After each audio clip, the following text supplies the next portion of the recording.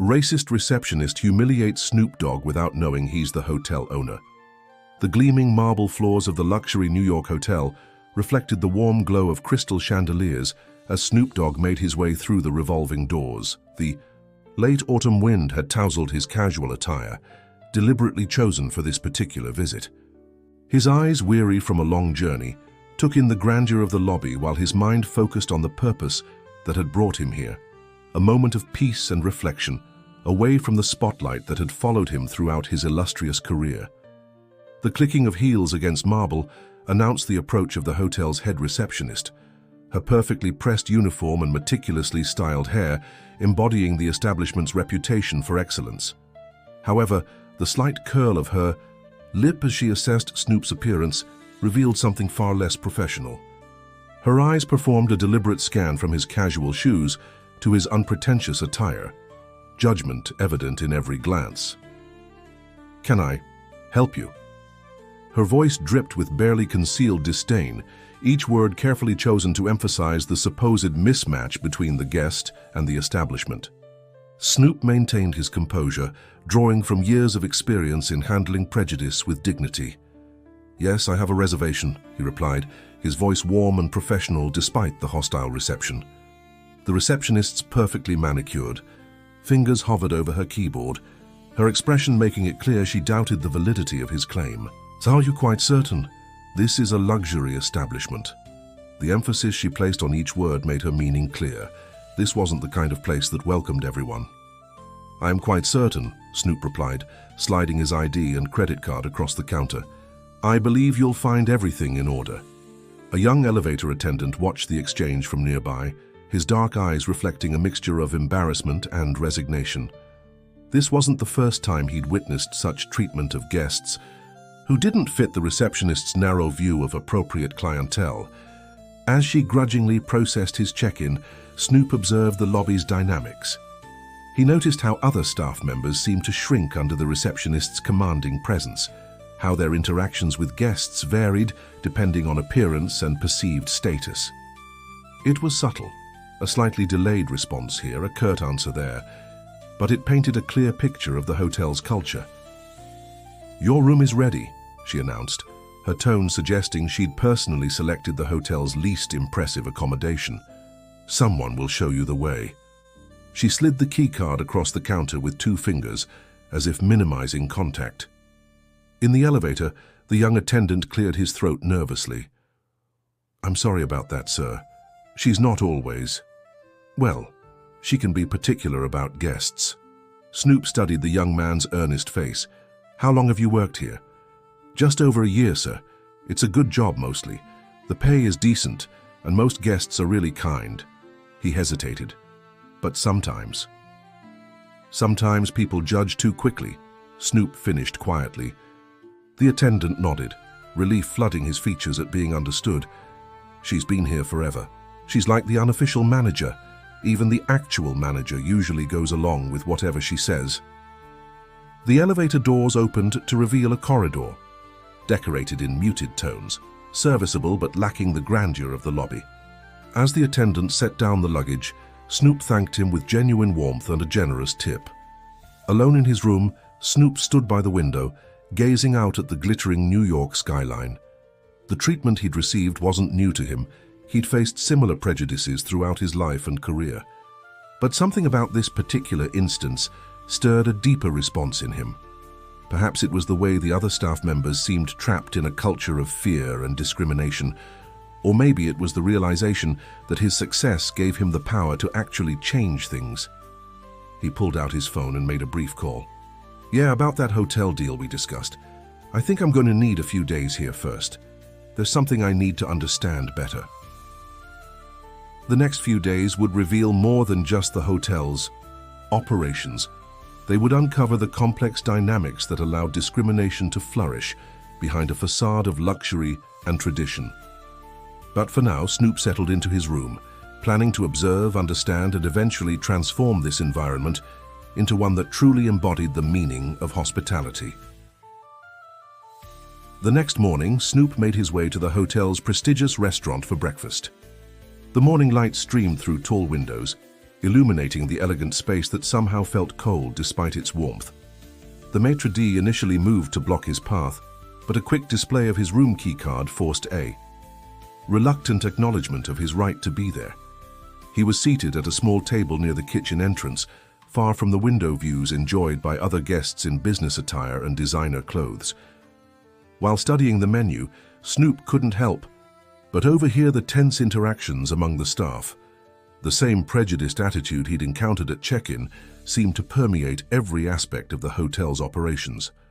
In the corner, a young waitress was being reprimanded by the same receptionist from yesterday, who had apparently appointed herself supervisor of all hotel operations. The service standards in this establishment are non-negotiable, the receptionist's sharp whisper carried across the room. If you can't maintain them, perhaps you should seek employment elsewhere. But I was only trying to help the guest, the waitress protested quietly, her voice trembling slightly. The guest is always right, came the harsh response. I don't want to hear excuses.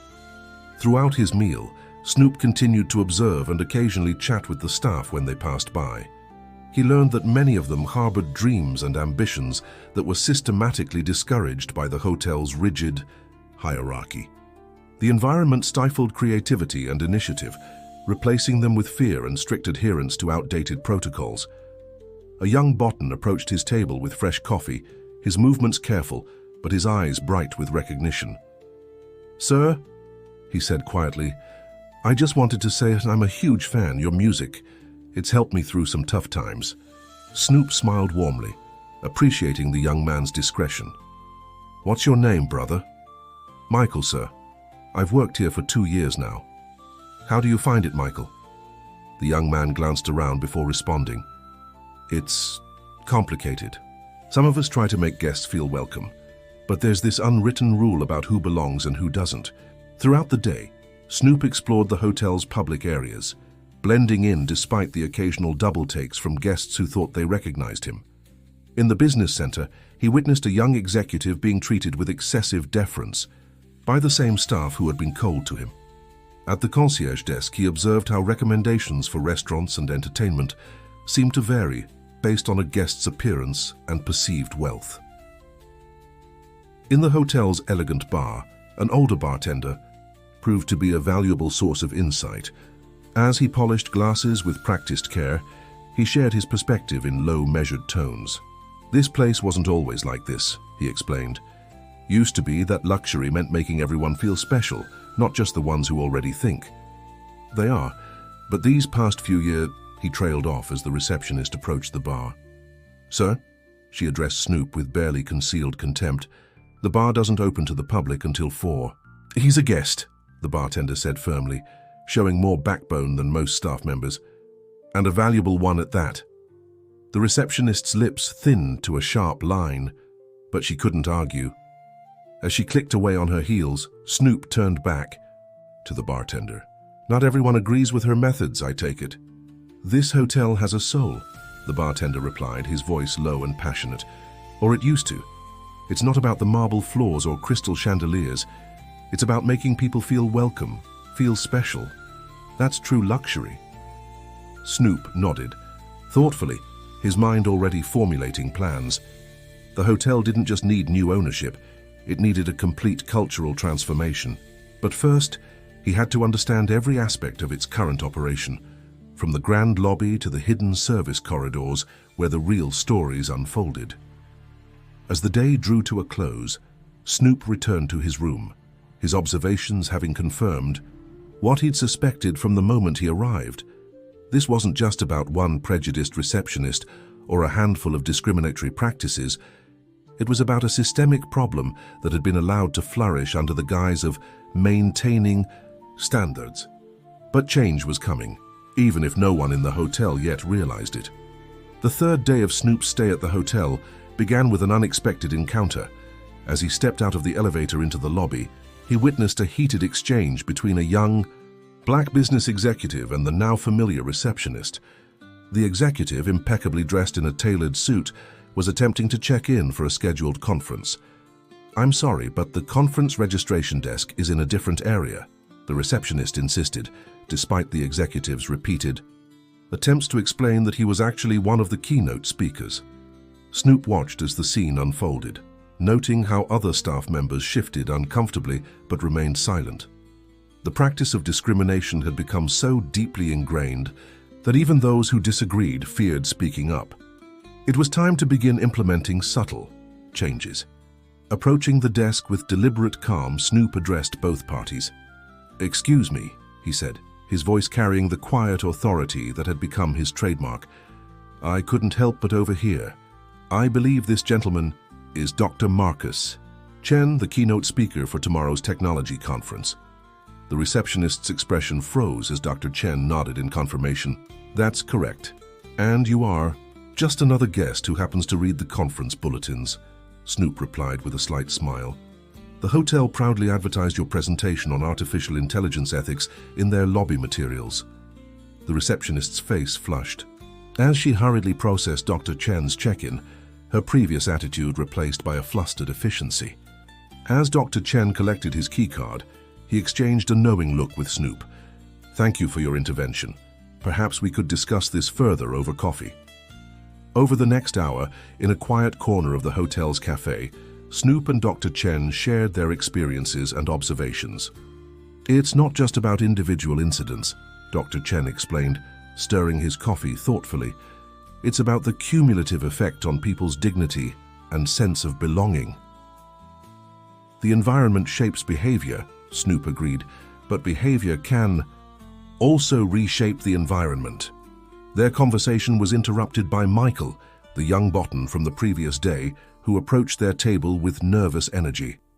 "Sir," he addressed Snoop, glancing around to ensure they weren't overheard, "some of us staff members, we've been talking. We've seen how you interact with everyone, how you notice things. We were wondering if maybe you could help us." Snoop leaned forward, his expression encouraging. "What did you have in mind?" Michael explained that a group of staff members had been meeting secretly, discussing ways to improve the hotel's culture. They had ideas, training programs, policy changes, community outreach initiatives, but lacked the power to implement them. "We love this hotel," Michael said passionately, "but we hate what it's become. The way guests are profiled, the way some staff are treated, it's not right." Dr. Chen, who had been listening intently, pulled out his business card. "I specialize in ethical organizational practices. Perhaps I could offer some insights as well." As the day progressed, Snoop found himself at the center of a growing movement within the hotel. Staff members began approaching him discreetly, sharing their stories and hopes for change. A housekeeper described how certain rooms were always assigned to guests of color, regardless of their status or preferences. A concierge admitted to being instructed to provide different restaurant recommendations based on guests' perceived social class. In the hotel's back corridors, where the real work of hospitality took place, Snoop observed a different kind of luxury, one built on mutual respect and genuine care. The kitchen staff, led by a talented chef who had worked his way up from dishwasher, prepared meals with pride and attention to detail, regardless of which guest would receive them. "Food doesn't care about color or class," the chef explained. As he garnished a plate with artistic precision, neither should we. By evening, Snoop had compiled extensive notes on his observations and the staff's suggestions.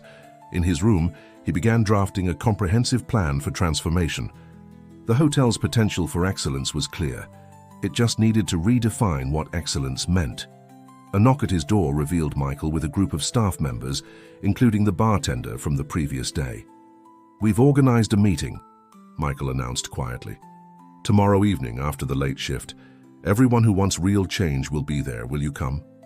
Snoop smiled, knowing that the next phase of his plan was falling into place naturally. "Tell me when and where," he replied, "and I'll be there." As the group left, their hope was almost palpable. They didn't yet know about Snoop's true connection to the hotel, but they recognized in him someone who could help catalyze the changes they desperately wanted to see. The seeds of transformation had been planted. Now, they just needed the right conditions to grow. The conference room in the hotel's basement level wasn't listed on any official floor plans, but it had become a sanctuary for those seeking change. As Snoop entered the dimly lit space the following evening, he was struck by the number of people gathered there. Staff members from every department stood in small groups, their voices a quiet murmur of anticipation. Michael stepped forward. To address the crowd, his usual nervousness replaced by determination. "Thank you all for coming. We all know why we're here. For too long, we've watched our hotel become a place of exclusion rather than welcome. But maybe with help, we can change that." All eyes turned to Snoop as he moved to the front of the room. The respect he'd earned over the past few days was evident in their attentive faces.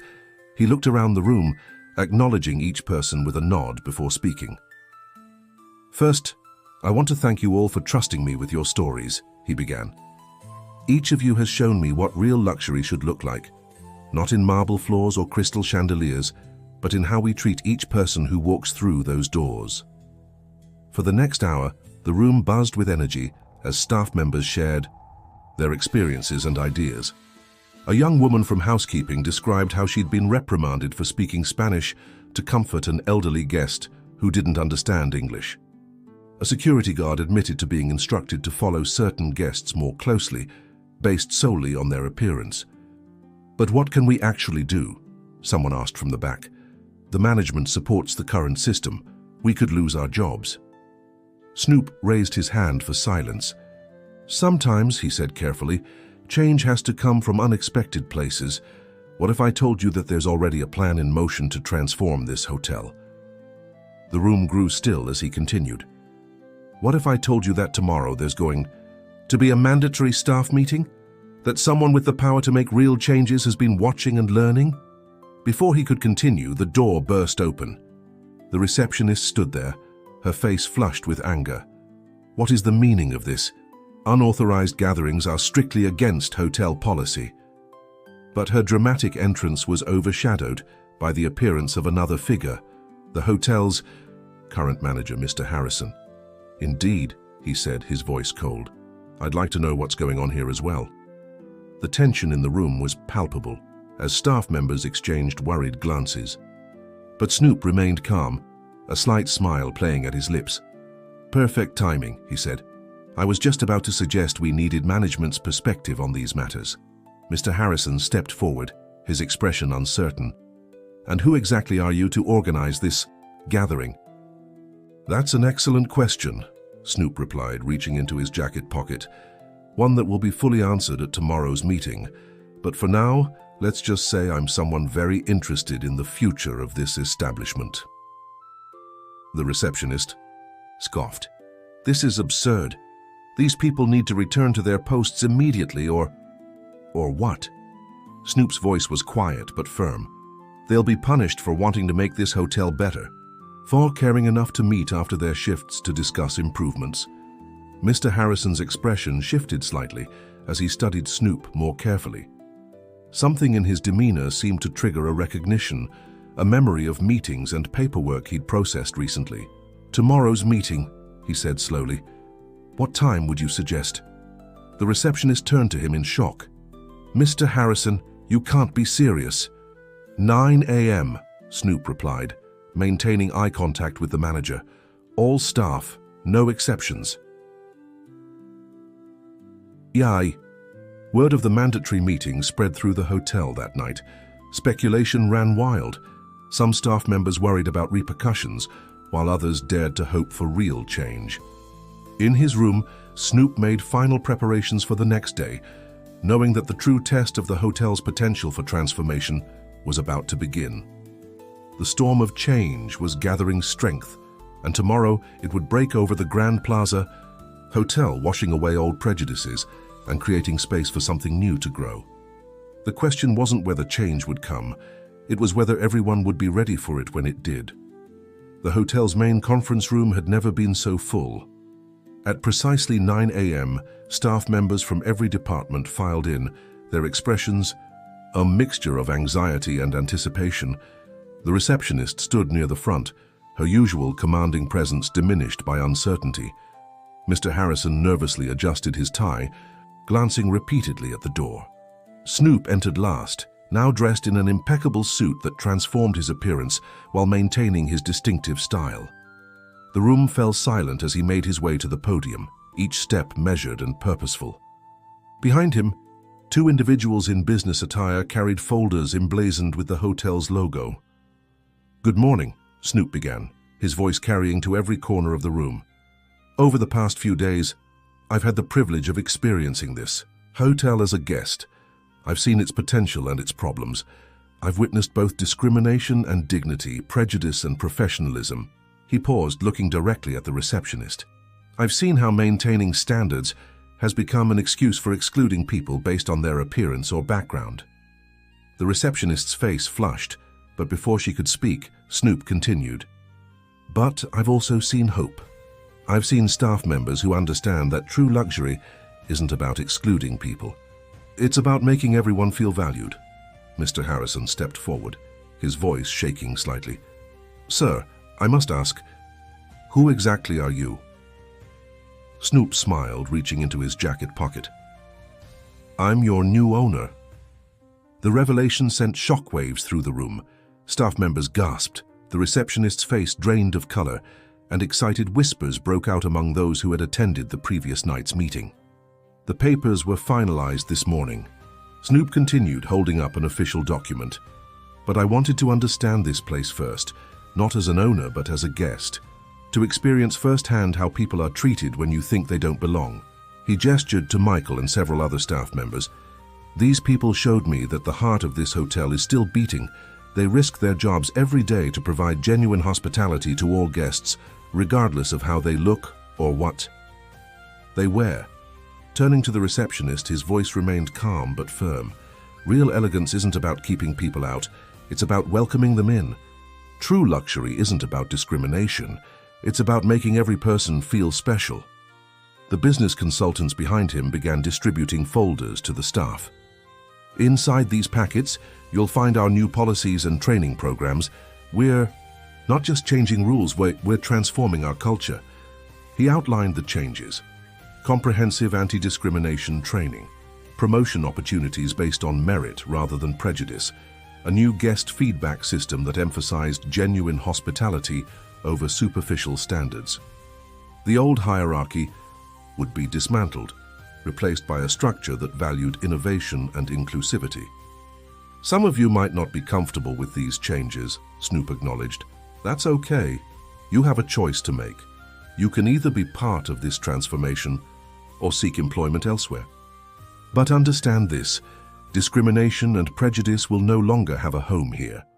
The receptionist stood rigidly, her world visibly crumbling around her. Yet as she listened to the detailed plans for change, something in her expression began to shift.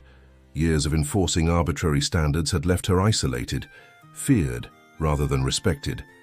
"Ms. Blackwood," Snoop addressed her directly, "your experience in hospitality is valuable, but it's time to use that experience to build bridges, not walls. Are you willing to learn a new way?" The silence in the room was heavy as everyone waited for her response. Finally she spoke, her voice quiet but clear.